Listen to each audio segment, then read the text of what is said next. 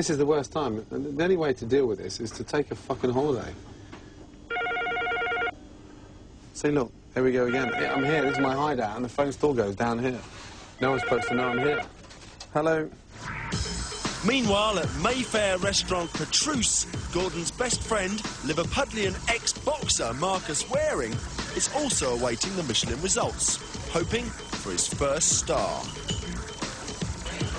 3 stars is sort of the cream, the icing on the cake for us all, really. It's not just about one man here. It's about a team of people and a loyalty to that man.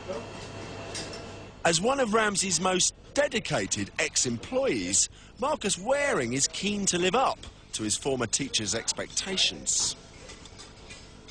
My way of saying to anyone, what's the reward for sticking with someone like Gordon Ramsay? Well, then I'm sitting in it. It's there. This is it. I haven't put 1 penny into this business. Not 1 single penny. He hasn't asked me for a penny, but yet he's made me a partner. And he's spent and put £1.2 million on my head. And I am very grateful for that. He has no doubts that his friend and mentor will get his 3rd star. We're all excited for him, and we're all waiting with anticipation as much as he is. And there's no one who'll be more happy than myself. But not everyone is so sure. In the city of chefs, rumours abound that Ramsay's notoriety has landed him in trouble with Michelin. And they've even reached the godfather of them all, Marco Pierre White. I hear rumours that they didn't like what he did in his last programme. You know, that shouldn't enter the equation. What should enter the equation is what he puts on his plate and the service you're given. And if Michelin want to be childish about it, then fine. That's their prerogative. You're always going to revert back to say, well, Ducasse was 33 and Marco was 33 and the Porcel twins in France were 33, so why can't I get it at 33?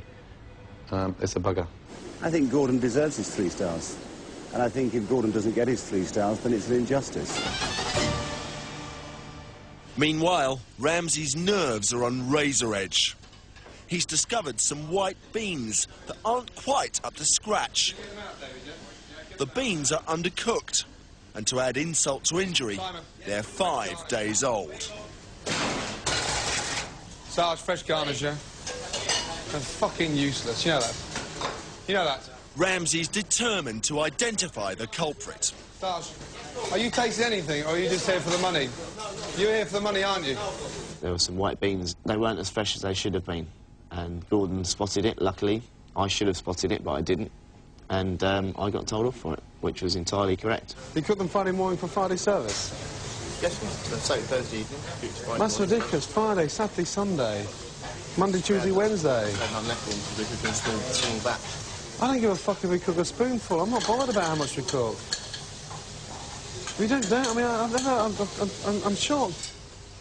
Kitchen service continues as usual, while Ramsay's attention switches to a second victim. Do you not realise those beans are hard on your palate? Can you not identify that? Yes, it's a blanquette de légumes. You're more interested about your cars and all that bits of bullshit, aren't you? Why are they so undercooked? Sorry? I'm not sure. At the end of the day, things happen. I mean, it's like, you know, even the best, stupid example, even the best Formula 1 team made a mistake. You know, I saw Nico Häkkinen losing the wheel a couple of times in the Grand Prix. It shouldn't happen, this thing. Guys are paid a lot of money. We should do the best we can. But, you know, you obviously made a mistake, and, you know, I made mine, and Sarge made his mistake, and we get for it, obviously. You know, unfortunately in front of the camera, but at the end of the day, you know, it happened. Ramsay launches a full-scale investigation. He's convinced the staff have tried to cover up. Why are you sticking your fingers in? I was tasting one. What about this with a spoon in your hand, you fucking idiot? And Ramsay's temper shifts up a few gears. Why is there fresh chicken stock on there tonight? I want to know who done that. Because there was a lot of stock in there, Gordon, when I opened the bag, so I let it down with some... No, there's nothing old in there. It's all fresh chicken stock in there. I want to know why. Sarge, I'm going to get to the bottom of it. I'm going to find out the truth, and that individual can go and fucking look for a new job as far as I'm concerned. Yes, why are they being washed out? They're undercooked, yes, yeah? And they're undercooked, they're too firm, and all the stock that they've been cooked in has been washed off. Why? And I want to find out what the truth is, because I want to find out who the donkey is here. Beans. Cooked on a Friday and used on Wednesday. I knew when I tasted the jus that someone's trying to cover up. Excuse me, can you get them in the bin? Yes, good. Yes, good.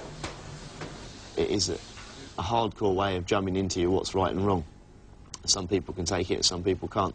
And if someone's ever going to try and dictate to me that we cook fucking beans on a Friday for Wednesday, hey, young man, separation. Hey, I suggest they cook Pacific River 300 covers, yeah? You know that? Because that's quite fucking breathtaking, you know that? And because we're not selling any, does that give us any right to cook it less or longer? We're undercooked, and then 5 days fucking old. Every other day. There's no excuse. With or without an Italian on the fucking section.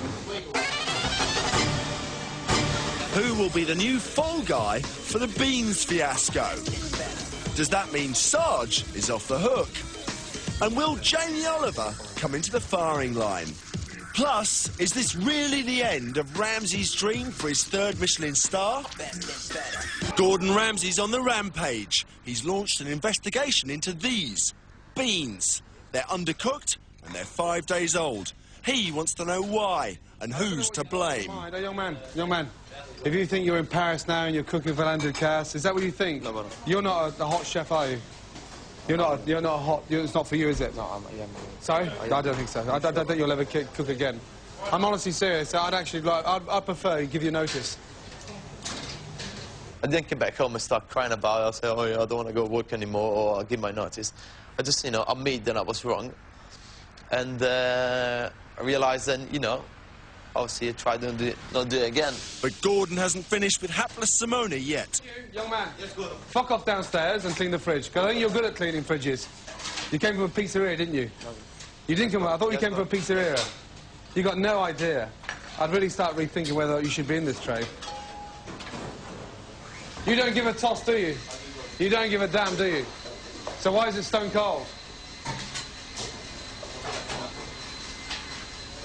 Simone must bear the brunt of Gordon's pre-Michelin tension. He's sent downstairs to be Ramsay'd. That's pathetic. Why are you acting like this? I'm not. Now the beans are sour. Why are we cooking them once a week and not twice every other day? Why is that? I don't think you should cook, you know, because that, you've got no respect for what you do. You've got no feel. Maybe write your notice. Maybe go and get your own job and do whatever you want to do, but don't fucking stand in my kitchen. What the fuck are you doing? It's not a game, Gordon. So what is it then? You're not saying it's cooking, are you? No, it's Gordon. Sorry? No, Gordon. I think you better just give me your notice. Don't worry about your job in Paris. You know that? I think it's easy for you to fuck off back to Italy.